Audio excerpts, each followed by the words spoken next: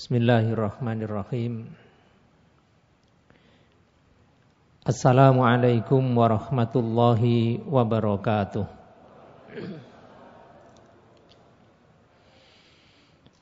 Alhamdulillahi rabbil alamin.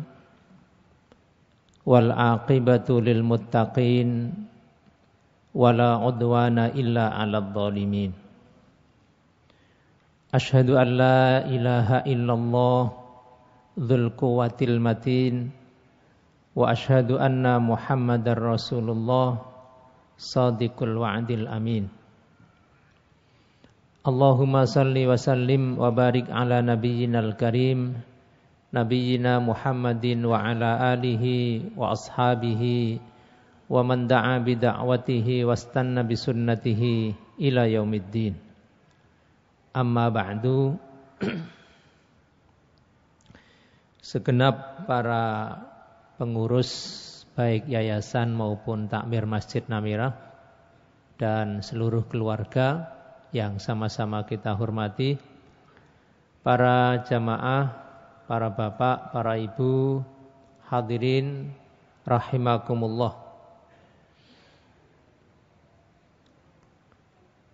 Mumpung masih di bulan Syawal, saya mengucapkan taqabbalallahu minna wa minkum. Mudah-mudahan Allah menerima seluruh ibadah kita khususnya di bulan Ramadan kemarin. Sehingga setelah Allah menerima dosa-dosa kita diampuni, mudah-mudahan kita bisa bertemu Ramadan yang akan datang. Amin. Para jamaah sekalian,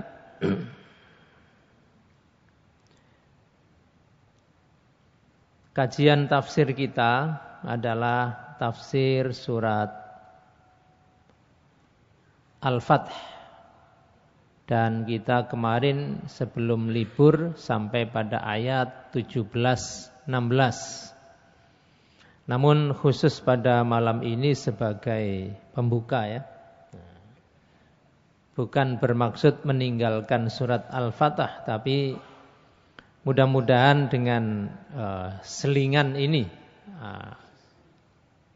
sebagai muqaddimah kita, mudah-mudahan memberi kita semangat untuk lebih giat lagi, lebih istiqomah lagi di dalam menghadiri majelis-majelis ilmu seperti ini. Malam ini mari kita baca dan pelajari bersama-sama firman Allah di dalam surat Al-Insyiqaq mulai ayat 6 dan insyaallah sampai ayat 13 insyaallah.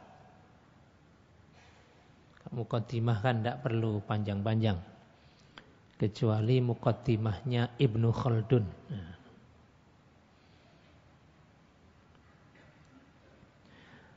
A'udzu billahi minasyaitonir rajim. Ya ayyuhal insanu innaka kadihun ila rabbika kadham famulaqih. Ya ayyuhal insan, wahai seluruh manusia. Artinya yang dipanggil oleh Allah ini bukan yang mukmin saja. Yang dipanggil oleh Allah di ayat ini bukan yang laki-laki saja. Tapi semua yang bernama manusia dipanggil oleh Allah. Dan juga karena ini untuk semua manusia, maka ayat ini bisa disampaikan kepada siapapun, agamanya apapun. Ya ayyuhal insan, wahai seluruh manusia, innaka kadihun, sesungguhnya kamu ini kadih, orang yang menempuh perjalanan dan orang yang dalam perjalanannya itu melakukan satu perbuatan. Menempuh perjalanan sambil beramal, itu kadihun ila rabbika, menempuh perjalanan menuju Tuhanmu, kadhan famulaki, dan nanti di akhir perjalanan kamu akan mulaki, bertemu dengan Tuhanmu. Wahai orang Kristen, kalian selama hidup ini menempuh perjalanan, nanti di akhir akan ketemu Tuhan. Wahai orang Yahudi, Buddha, Hindu, wahai orang yang tidak beragama sekalipun, kalian semua ini selama hidup ini ibaratnya musafir, menempuh perjalanan jauh, dan nanti di akhir akan ketemu dengan Tuhan kalian. Semuanya akan begitu.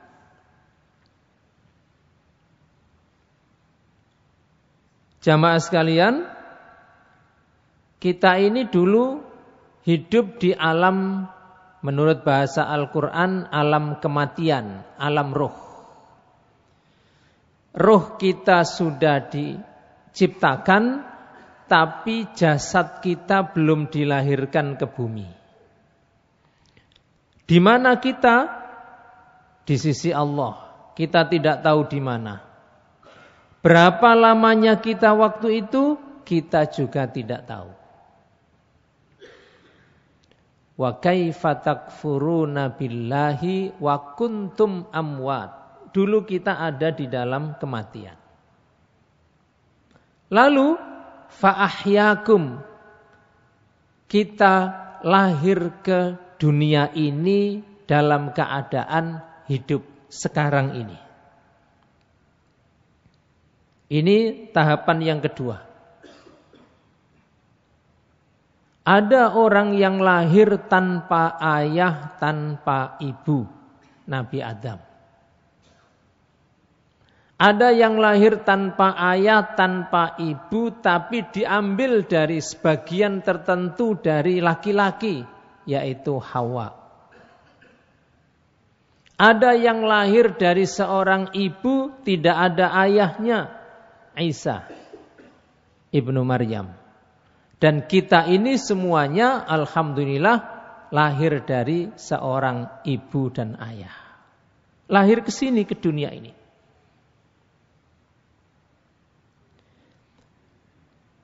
Berapa lama kita di sini? Orang tahu. Ada yang 70, ada yang 60, ada yang lebih pendek, ada yang lebih panjang. Kalau umat Muhammad rata-rata antara 60-70. Kurang dari itu ada, lebih dari itu ada.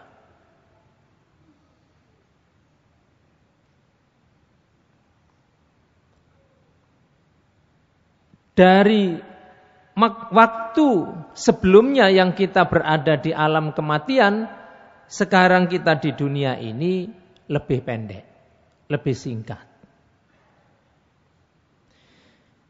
Dari sini fa'ahyakum, nanti tsumma yumitukum, kita akan pindah ke tahap yang ketiga, yaitu kematian. Setelah di dunia ini kita akan mati, semuanya mati. Sing sugih ya mati, sing miskin ya mati. Sing sehat ya mati, sing loro ya apa maneh mati. Tua ya mati, yang muda juga mati. Semua kita pindah dari alam dunia ini ke alam barzakh, di kuburan. Berapa lama kita di kuburan, kita tidak tahu. Tapi mulainya adalah sejak kita dimatikan, diwafatkan oleh Allah, berakhirnya adalah ketika datang hari kiamat. Di sana tidak ada perintah, sudah selesai. Tidak ada larangan, tidak ada. Yang ada adalah penantian, menunggu kiamat. Cuma yang namanya penantian, ada orang nunggu itu yang seneng, ada orang nunggu itu yang tidak seneng. Ada orang di dalam kuburan itu bahagia, ada orang yang sengsara. Semua kita akan mengalami itu. Sebagaimana di dalam hadis yang diriwayatkan oleh Imam Muslim, ketika orang soleh dimasukkan ke dalam kuburan, singkat-singkat, ditinggal orang yang mengantarkan tadi, didudukkan oleh dua orang malaikat atau dua malaikat, ditanya. Pertanyaannya 4 saja. Kalimatnya bisa beda-beda. Man rabbuka? Siapa Tuhanmu? Man nabiyuka? Siapa nabimu? Ma dinuka? Agamamu apa? Ma kitabuka atau imamuka? Kitab sucimu apa? Mau ndak sekolah atau profesor? Pertanyaannya podo. Mau santri atau kiai? Pertanyaannya sama. Tidak ada bedanya. Apakah kalau profesor terus ditanya rumus apa begitu? Tidak. Apakah kalau yang mati itu ustadz terus ditanya dalilin di? Tidak. Pertanyaannya sama. Dan pertanyaan ini sudah kita pelajari, sudah kita hafalkan sejak kita TK. Sudah itu. Dan sampai sekarang bisa dihafalkan.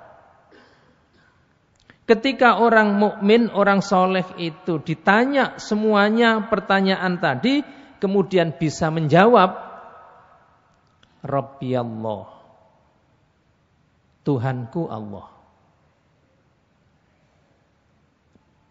Muhammad nabiku, Islam agamaku, Al-Quran kitabku. Semua pertanyaan bisa dijawab dengan benar.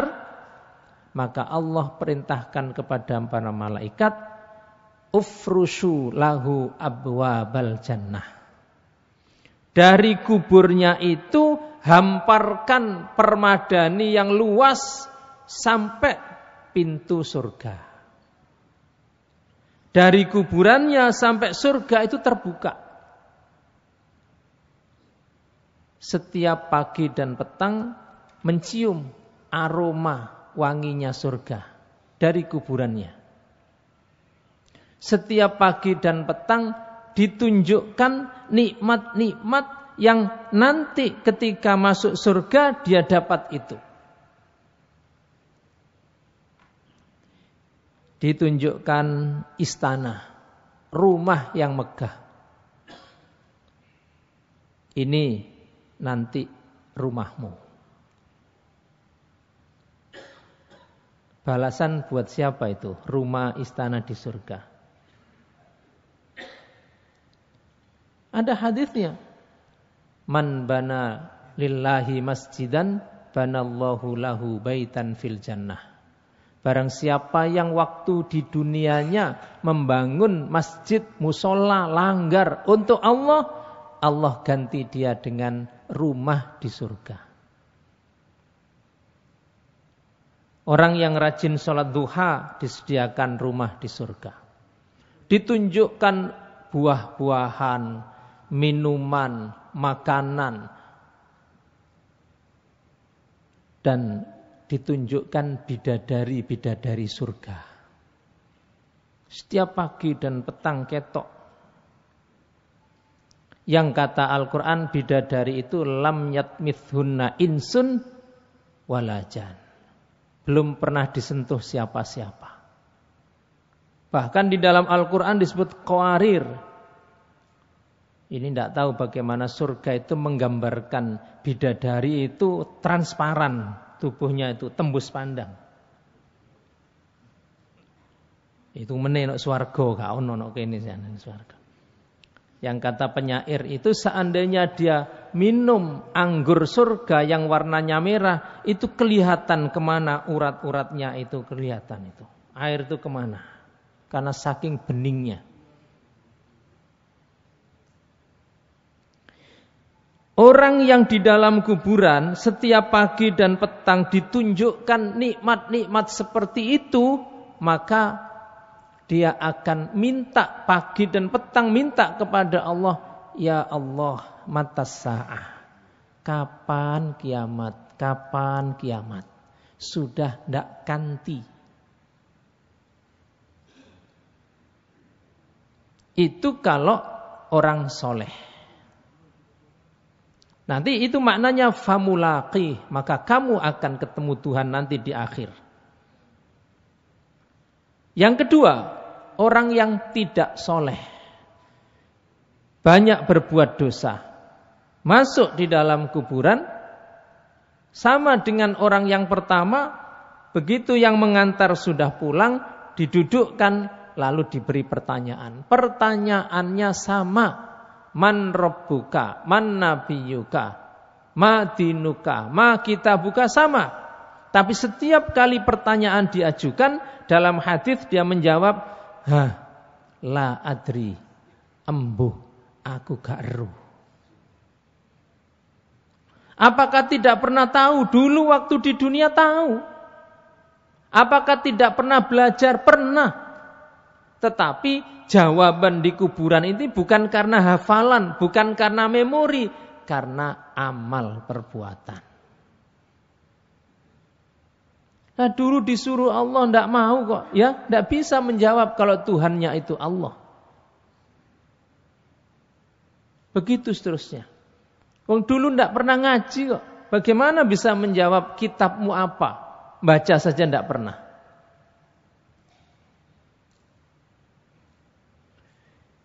Begitu orang ini tidak bisa menjawab pertanyaan kubur, Allah mengatakan, iftahu lahu abwaban nar. Dari kuburnya sampai ke neraka buka.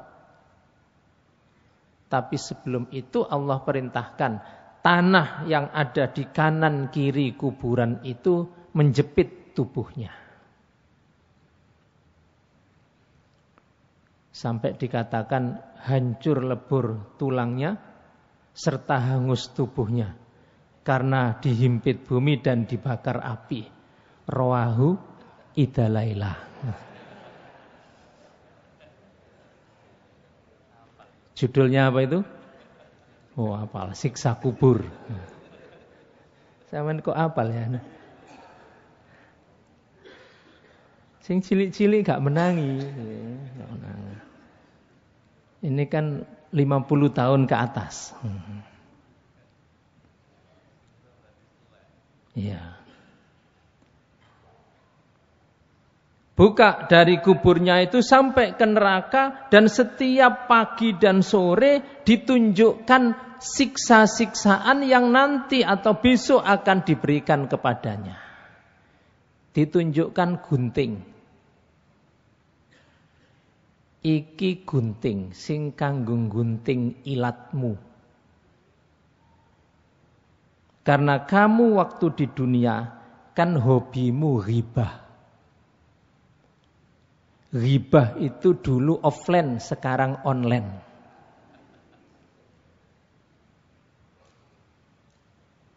Gunting ditunjukkan. Ditunjukkan pitik jago. Yang hadisnya mengatakan jalunya itu dari baja. Ditunjukkan. Itu untuk apa? Kanggo jalu kon. Apa? Kon biyen senenge adu pitik. Terus ditunjukkan. Semua alat untuk siksa. Ada ular, ada kalajengking, ada macam-macam, ada minuman. Makanan yang pohon zakum ada di situ, sodid ada di situ, hadid ada di situ, semua ada di situ. Orang yang seperti ini minta kepada Allah, ya Rabb, la tuqimis sa'ah. Ya Allah, tunda aja hari kiamat. Tidak perlu ada hari kiamat. Kembalikan aku ke dunia lagi. Tapi hayhat, tidak mungkin. Kita semua akan mengalami itu. Tidak ada yang tidak. Mau atau tidak mau, siap atau tidak siap, kita akan mengalami itu. Dan setelah kiamat datang, kita pindah ke perjalanan akhir, yaitu hidup di alam akhirat. Kalau di akhirat ini tidak ada perintah, tidak ada menanti, yang ada adalah balasan. Imma ila narin wa imma ila jannah. Nek gak nang neraka ya swarga. Itu tok pilihannya. Tidak ada pilihan ketiga. Nah, itu para jamaah sekalian kurang lebih penjelasan dari ayat pertama ini. Ayat yang ke-6. Ya ayyuhal insan, innaka kadihun ila rabbika kadhan famulaqih.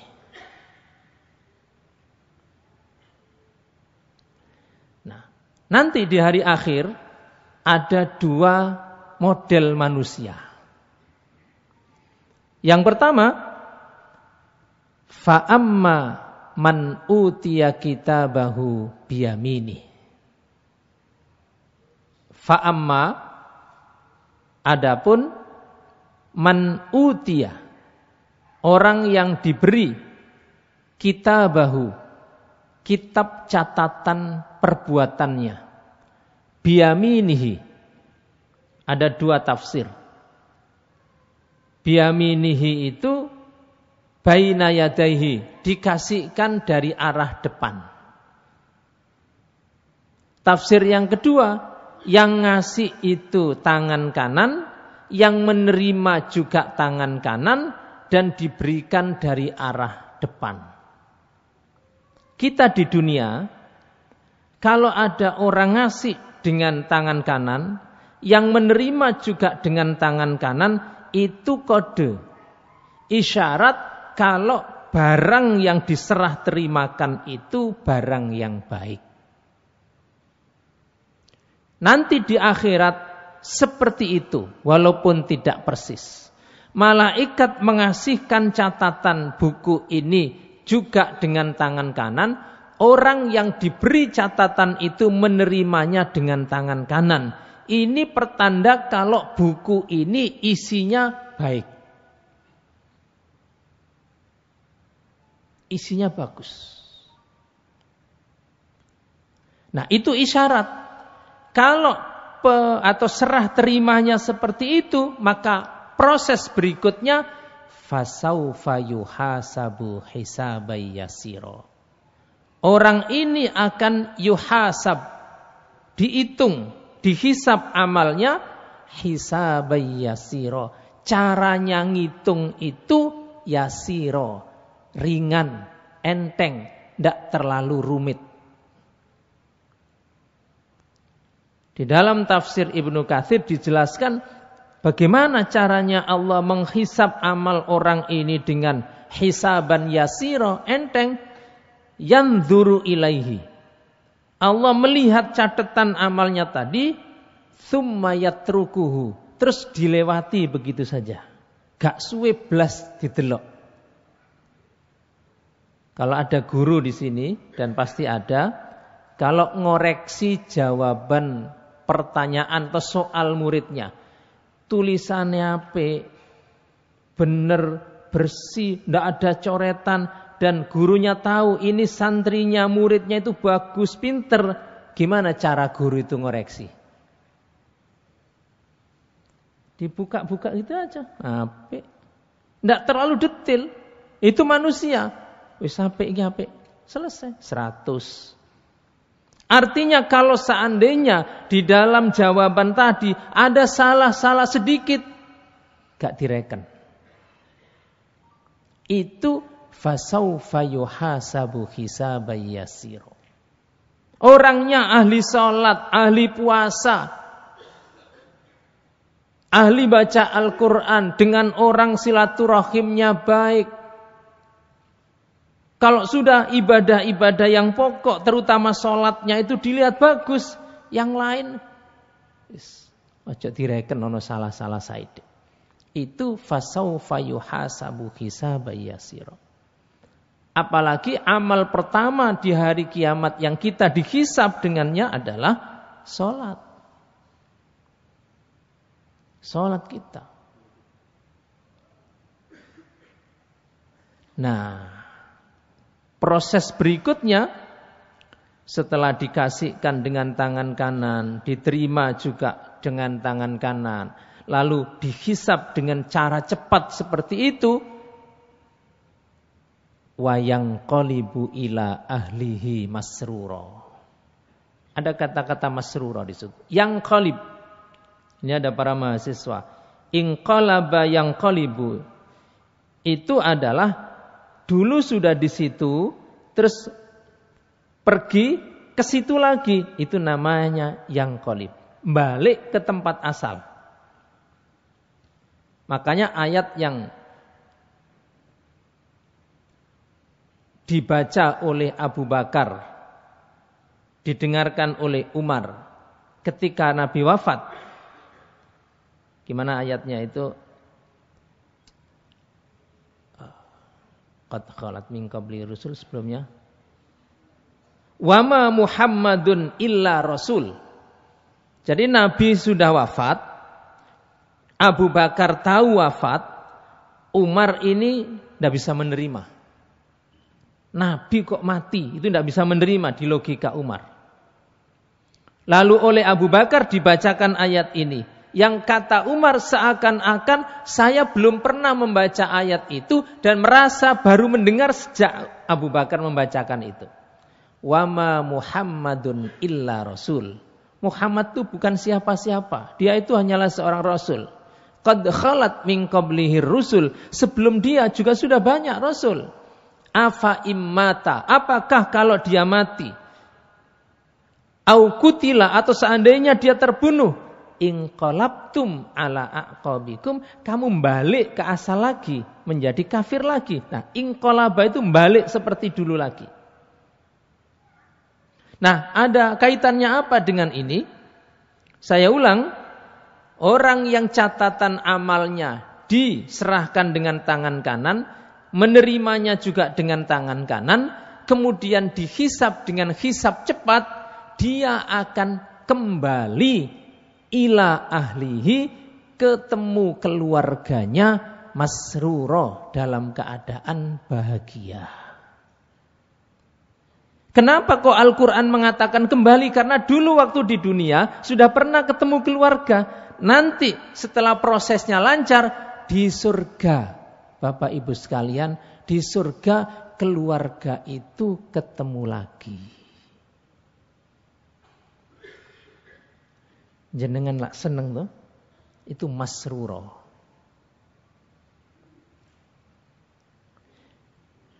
Kalau di dunia dulu sudah pernah suami, istri, anak, saudara, orang tua, cucu, itu ketemu dalam keadaan bahagia.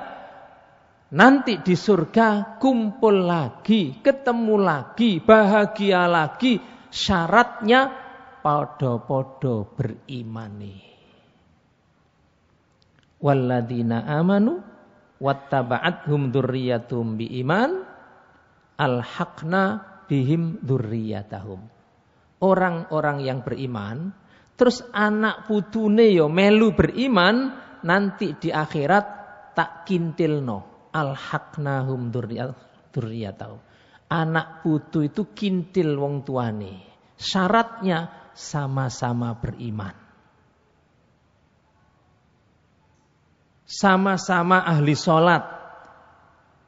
Jadi bapak-bapak, kalau sholat subuh berjamaah di masjid, Assalamualaikum warahmatullahi, Assalamualaikum warahmatullahi, jenengan tingali.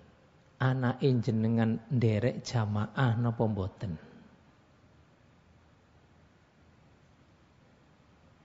Kok malah sedeng ini? Kau no anaknya. Nah.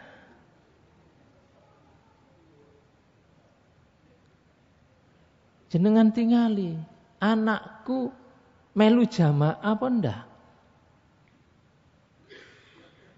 Karena itu syaratnya ketemu lagi di surga.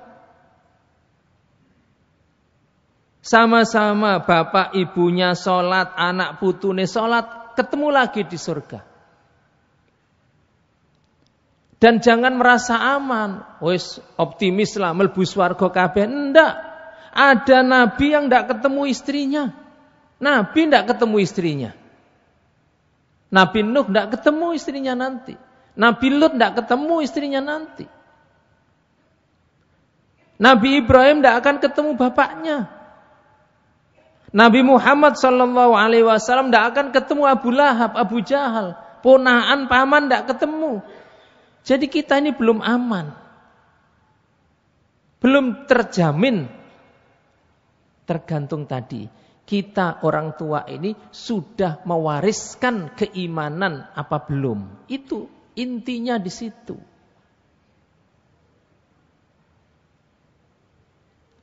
Sholat kita itu sudah ditiru anak kita atau belum? Semangat kita untuk hadir di majelis taklim itu sudah ditiru anak cucu kita atau belum? Di situ yang menentukan. Wa yanqalibu ila ahlihi masrura.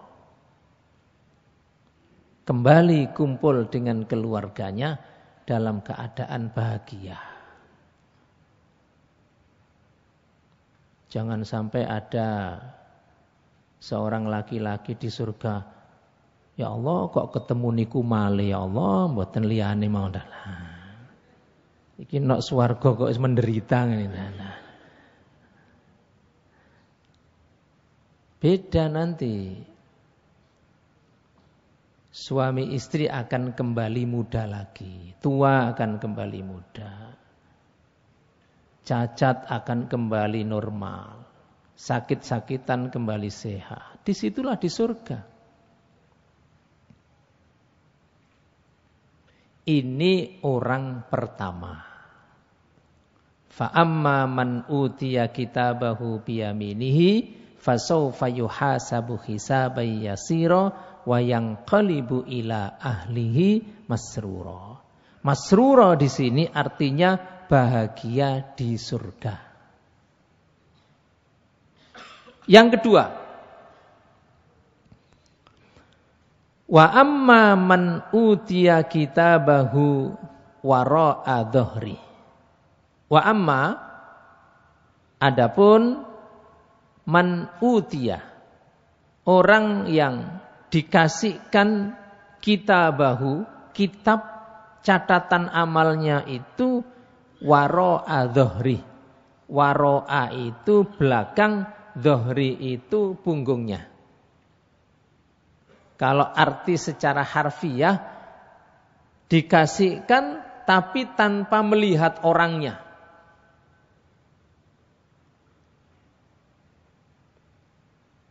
Ini menunjukkan bahwa isi buku catatan itu jelek.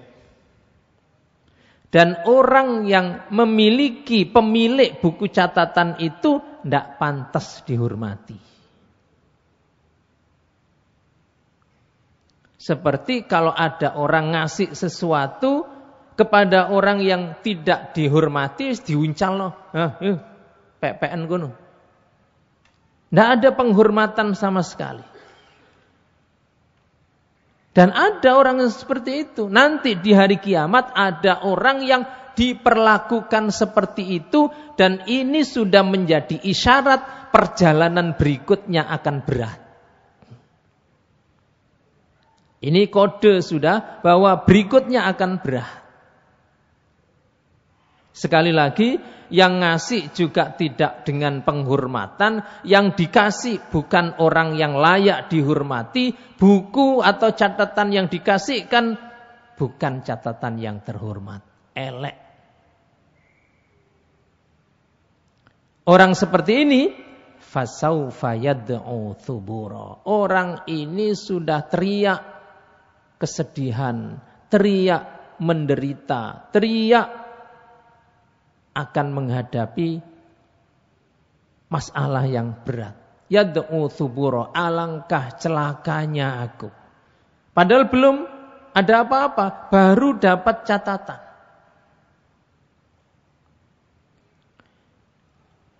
Kalau ada kita di antara kita yang punya masa kecil, pembagian rapor, terus nilainya abang kabeh, gimana kalau mau pulang rasanya?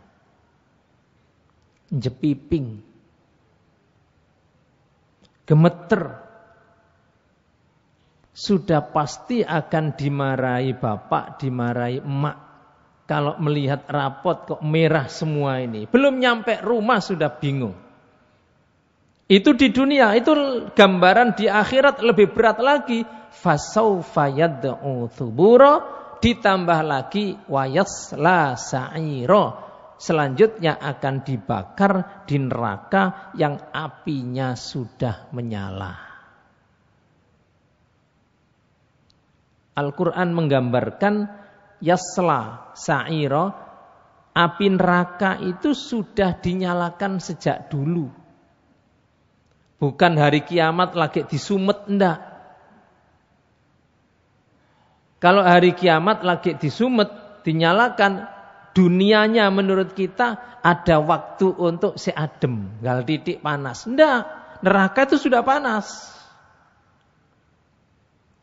Makanya ibu-ibu kalau masak ikan, yang ikannya itu hidup, kan tidak boleh dimasak dari air yang masih dingin. Ngoten Bu nggih? Masak apa nih? Kerang yang masih kulit. Kepiting. Napa malih? Kijing kali yang masih hidup.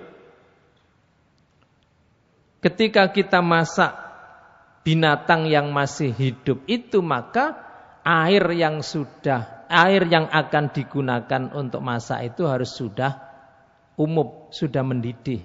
Sehingga ketika makhluk hidup ini dimasukkan langsung mati.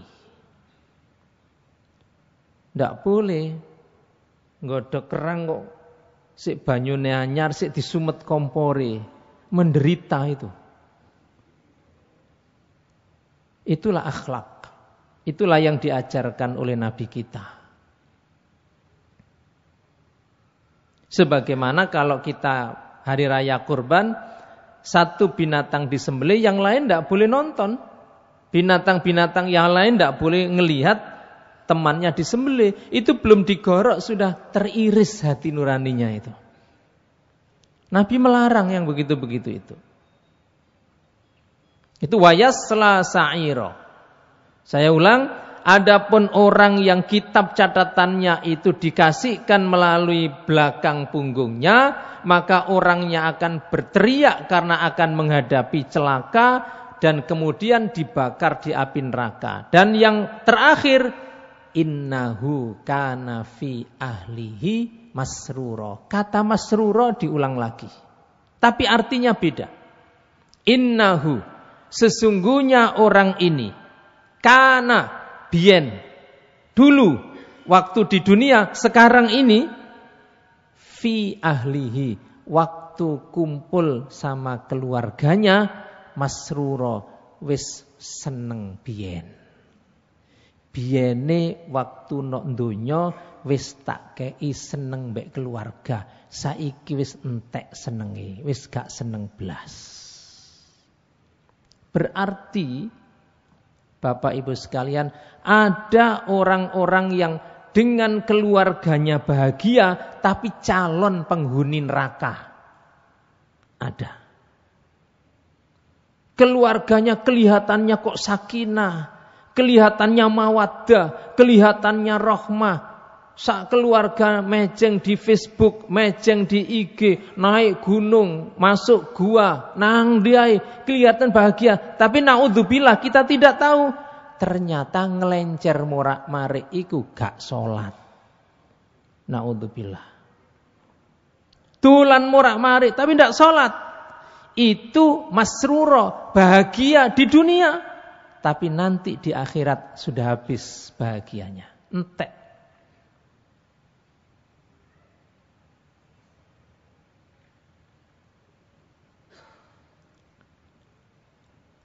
Haji, umrah, waktu haji nutup aurat, pakaian ihram.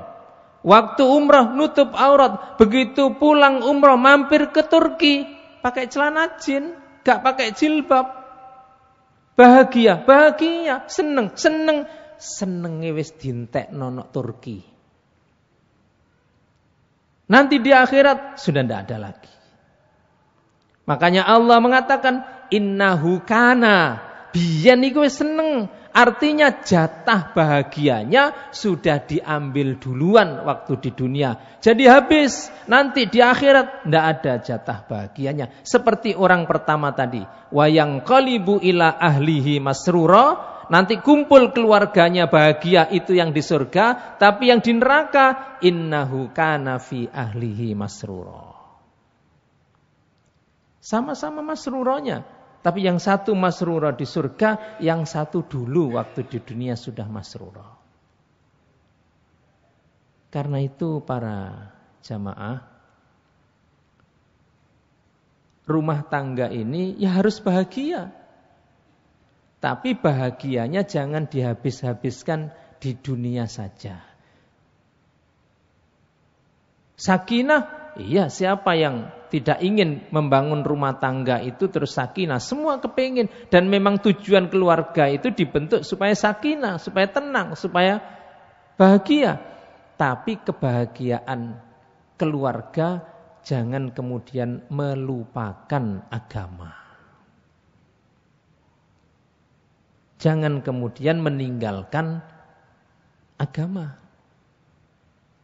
Sehingga kebahagiaan itu agar bisa lanjut di surga nanti, harus kebahagiaan itu didasarkan atas agama. Lungo ya lungo, tapi ojo lali sholat.